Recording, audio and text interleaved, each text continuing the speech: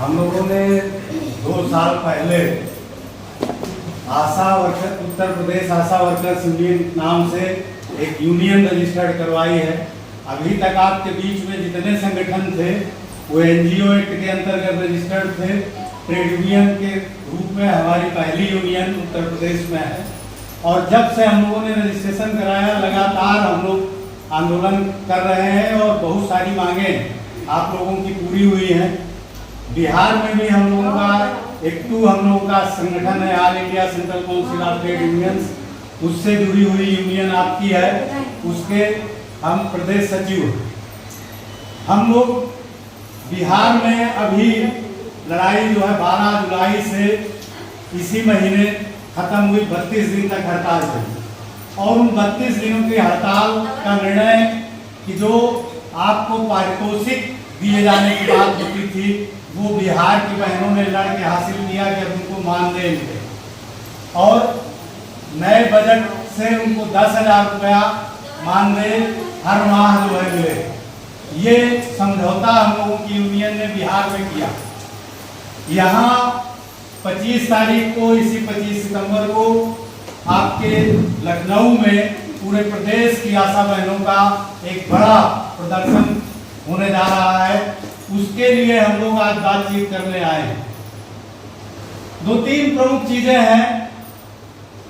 आपको जो है कहते हैं कि आशा जो है वर्कर नहीं है, कर्मचारी नहीं है, बल्कि स्वयं सेवक है।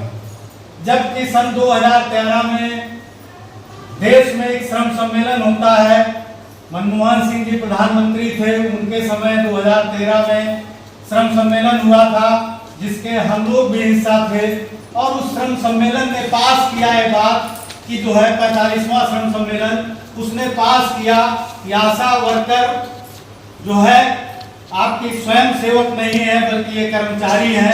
ये सरकार के श्रम सम्मेलन ने पास किया, लेकिन 13 से लेकर अभी तक वो लागू नहीं हुआ। उसके बाद 14 में मोदी जी आए, मोदी जी ने जो हर साल श्रम सम्मेलन होता था उसको नहीं किया और सन 17 में एक श्रम सम्मेलन किया। उस 46वें श्रम सम्मेलन में भी इस बात को जो है पास किया श्रम सम्मेलन ने कि आशा बहनें वर्कर हैं। आशा बहनें स्वयं सेवक नहीं वर्कर है।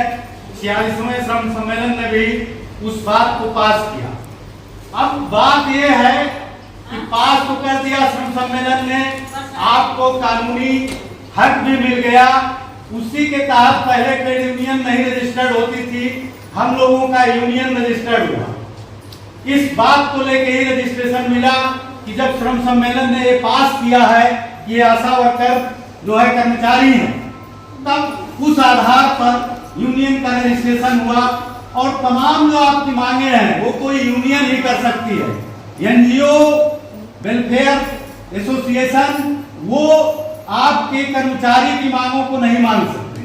हमारा महासंघ सरकार से, केंद्र सरकार और राज्य सरकार दोनों से मान्यता प्राप्त है। अभी रेखा जी जिस बात को बता रही थी आपको कि प्रयागराज के सीमो ने हम लोगों को बुला के 1.5 घंटे बातचीत की, उसमें करीब 40 आशा बहनें वहां की थी और उसने बाकायदे लिख के पूरी रिपोर्ट दी कि कैसे कैसे आपको पैसा मिलेगा। हम लोगों ने एक प्रस्ताव और रखा कि जिस काम को आप लोग करते हैं, पहले तो 2005 में जब ये स्कीम शुरू हुई उस स्कीम के समय जननी सुरक्षा योजना आपका मुख्य रूप से काम था और 2 ही काम जो है आशा बहनों के थे। आज के डेट में करीब 50-55 काम आपको सौंप दिए गए।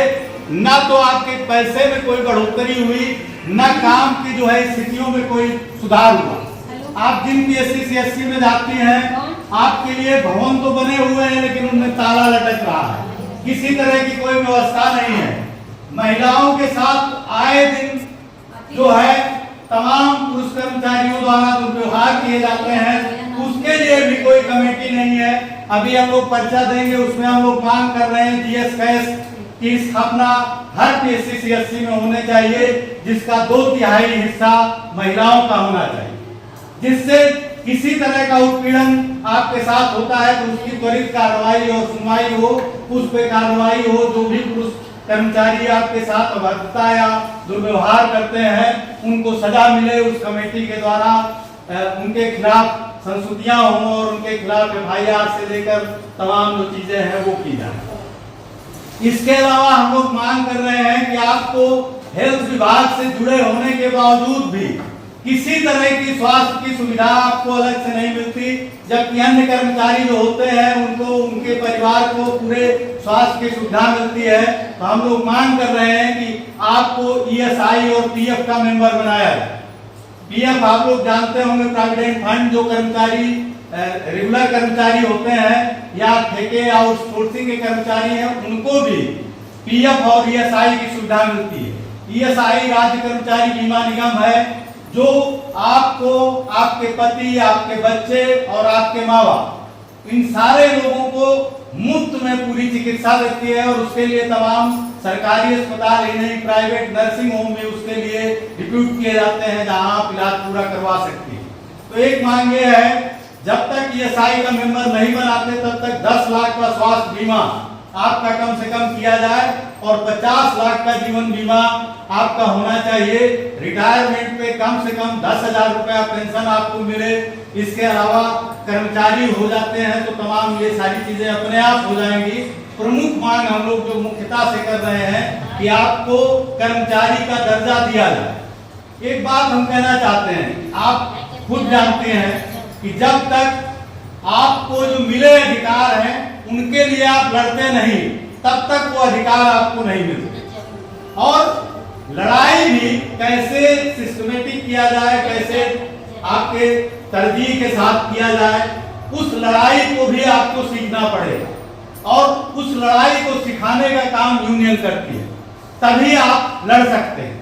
हम लोगों ने 2 साल में चरणबद्ध तरीके से 2 धरने लखनऊ में इसके पहले हम लोग कर चुके हैं, जिसमें कोरोना काल में जो आपका पैसा 1,000 रुपया महीना मिला, अभी भी जो है वो केवल जो है राज्य का पैसा है, केंद्र ने अपना पैसा नहीं दिया। केंद्र ने कोरोना काल का आपका पैसा नहीं दिया। तो दिल्ली में अभी एक हम लोगों ने धरना 2 महीना पहले किया था, जिसमें वहां जो है कि आपके WHO के सेक्रेटरी से लेके सारे लोगों से एक बात हुई है और ये हुआ कि वो पैसा भी आपको मिलना चाहिए। इसके अलावा आप जोखिम भरा काम करते हैं, आपकी ड्यूटी 24 आवर की है, 24 घंटे की ड्यूटी आप लोग करती हैं। कोई भी जो है जच्चा बच्चा का फोन रात में आता है, आपको 12 बजे तो आपको अस्पताल आना पड़ता है। तो रात के समय आपको सुरक्षा की व्यवस्था और उस अगर रात की ड्यूटी होती है तो उसका पैसा डे टाइम के अलावा स्पेशल उसका भुगतान आपको मिलना चाहिए। उसके लिए संसाधन स्पेशल मिलने चाहिए। एम्बुलेंस वगैरह है भी तो क्या है, बुलाते रहिए, पता चला कि बच्चा घर में ही पैदा हो गया और एम्बुलेंस नहीं आई। तो इस तरह की जो अव्यवस्थाएं हैं, उन अव्यवस्था में जो भी आपको व्यवस्था मिलती है उस व्यवस्था का अलग से आपको भुगतान और पैसा मिलना चाहिए। इस तरह की तमाम चीजें क्या हो गया भाई, कुछ गलत हो? अगर आप देना शुरू करेंगे तो जिस तरह से प्रयागराज में व्यवस्थित ढंग से अभी भी जो है वहां के सीमो कहते हैं कि आप की जो समस्या है आप लिख के लाइए और उस समस्या पे वो बुला के बात करते हैं और वो समस्या हल होती है। अभी यहाँ के सीमो ने अभी आपकी ताकत नहीं देखी। वहां 1,500 करीब आशा बहनों ने इलाहाबाद में घेरा था डीएम को, तो डीएम ने कहा हमारा सर मत फोड़वाओ, सीमो को बुला के कहा कि जो है जो भी इनकी समस्या है आप अपने स्तर पे हल करो। तो वो चीज अगर आप लोग यहाँ भी बना लेंगी, एक धरना हम लोग किए थे 2-2.5 महीना पहले शायद कौशाम्बी के डीएम के, लेकिन हमको इलाहाबाद से आने में देर हो गई थी तो डीएम उठ के चले गए। तो वो डीएम से हम लोगों की मुलाकात नहीं हुई। ये 25 के बाद यहाँ के डीएम को भी एक बार घेरा जाए, उसकी तैयारी के लिए फिर हम लोग आएंगे आपके बीच में। ये कुछ बातें थी आपके बीच में, बाकी आप डीसीपीएम बहन जी आपके बीच में है, जो हम लोगों ने बातचीत रखी। हमारी इन लोगों से कोई लड़ाई नहीं है, हम लोग शासन से लड़ रहे हैं और जिले के जो भी लोग हैं हम लोग उनसे सहयोग ही मांगते हैं कि आप लोग सहयोग करिए। इनका पैसा बढ़ेगा तो आपको का कुछ नहीं जाएगा, लेकिन इनको एक सम्मानजनक पैसा मिले, इज्जत की जिंदगी पैसे से आंकी जाती है। आपके बराबर काम करने वाले लोग एएनएम जेएनएम आपसे ज्यादा पैसा पाते हैं और वो भी आपके ऊपर अधिकार जताने की बात करते हैं, जबकि वो 8 घंटे की ड्यूटी करते हैं। आप भी बहन जी 8 घंटे की ड्यूटी वाली हैं, लेकिन आप लोग 24 घंटे की ड्यूटी के बाद भी 2-2.5 हजार रुपए की वर्कर। तो ये जो चीज है इसको कैसे हल किया जाए, इसका जो मंत्र है वो हम लोग कहते हैं कि तमाम जो आपके खिलाफ लड़ने वाली ताकतें हैं, सरकार है जो आपसे बिना पैसे के काम करवाना चाहती है, उससे अगर लड़ना चाहते हैं तो उसका एक ही हथियार है, वो है संगठन, आपकी यूनियन, और उसके बल पे आप लड़ लेंगे तो जीतेगी। इसी बात के साथ हम अपनी बात समाप्त करेंगे। इंकलाब जिंदाबाद।